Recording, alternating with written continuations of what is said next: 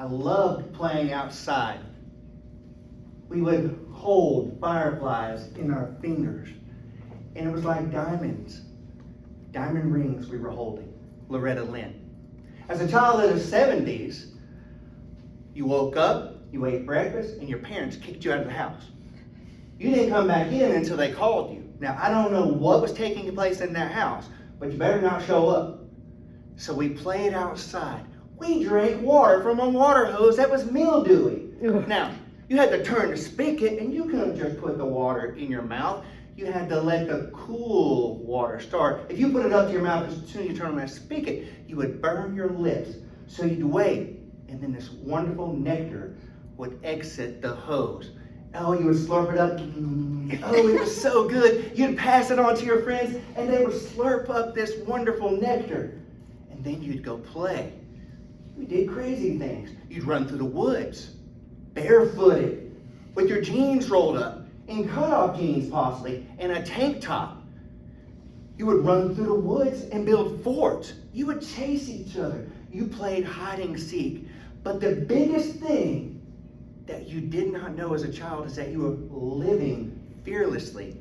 You see, when we live life fearlessly, we create value for ourselves, just like chasing those fireflies.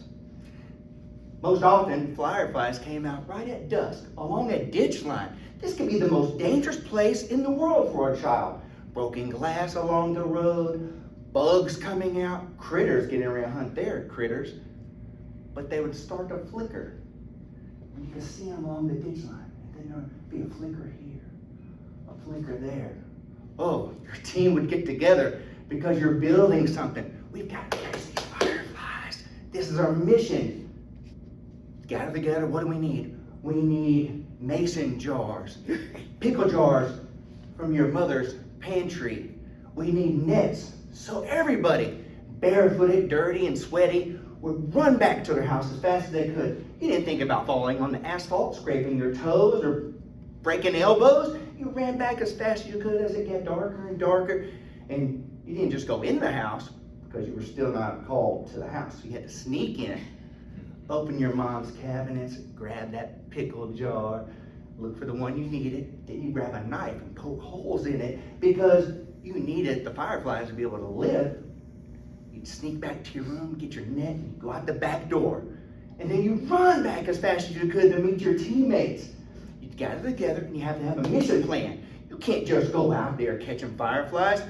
Lily and Tony, you go down to the end of this ditch line. Troy and Michael, you go down the end of this ditch line. And we're going to gravel together, get closer and closer as we catch fireflies.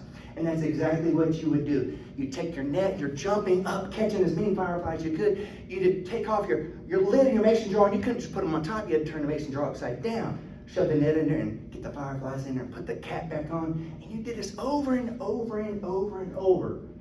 Fearlessly. You didn't think about cutting your feet. You didn't think about hurting anything. But fearlessly, you caught these fireflies. And after several minutes or what seemed like hours as kids, you would hold up your mason jars together and you'd have this bright light. You see, when we live fearlessly, we create brightness and radiance within our hearts and within our souls. Somewhere along as adults, we forget to live fearlessly. My charge to you today is to hold your mason jar as high as you can, as bright as you can, just like a trophy, championship trophy, because you were meant to live without fear. Thank you. Wow. All right.